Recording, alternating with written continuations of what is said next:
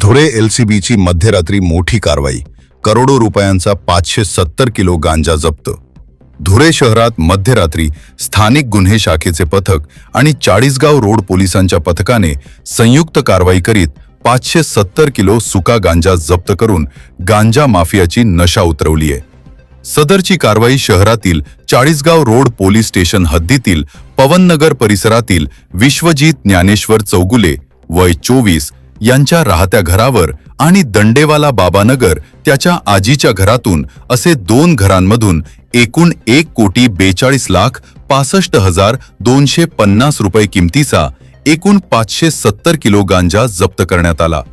या कारवाईमुळे संपूर्ण शहरात खळबळ उडाली आहे। शहरातील चाळीसगाव रोड पोलीस स्टेशन हद्दीतील पवननगर परिसरातील एका घरात मोठ्या प्रमाणात अंमली पदार्थांचा साठा लपून ठेवला असल्याची गोपनीय माहिती धुळे स्थानिक गुन्हे शाखेचे पोलीस निरीक्षक श्रीराम पवार यांना मिळाली।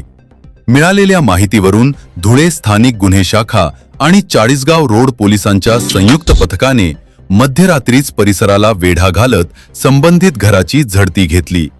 झडती दरम्यान गोण्यांमध्ये भरून ठेवलेला गांजाचा सदर साठा आढळून आला। या प्रकरणी संशयितांना ताब्यात घेण्यात आले असून जप्त केलेला हा साठा नेमका कुठून आणला गेला आणि तो कुठे पाठवला जाणार होता याचा सध्या पोलीस सखोल तपास करत आहेत।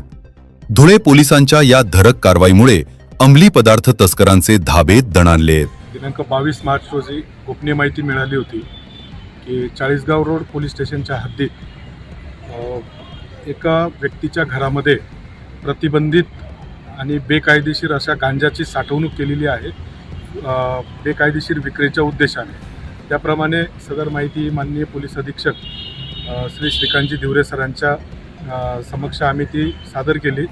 सरांनी त्याचा पूर्ण आढावा घेऊन आम्हाला पूर्ण LCB टीमला त्या ठिकाणी आदेशित केले, मार्गदर्शन केले। त्याप्रमाणे आम्ही 3 पथक तयार करून सांगितलेल्या ठिकाणावर आम्ही छापा कारवाई केली। छापा कारवाईमध्ये आम्हाला एकूण 2 ठिकाणी छापा कारवाई झालेली आहे।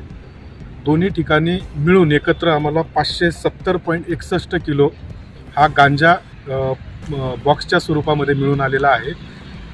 त्याची आजच्या बाजारभावाप्रमाणे किंमत ही 1,42,65,000 इतकी असून यामध्ये आरोपीला सुद्धा आम्ही तात्काळ ताब्यात घेऊन अटक केलेली आहे।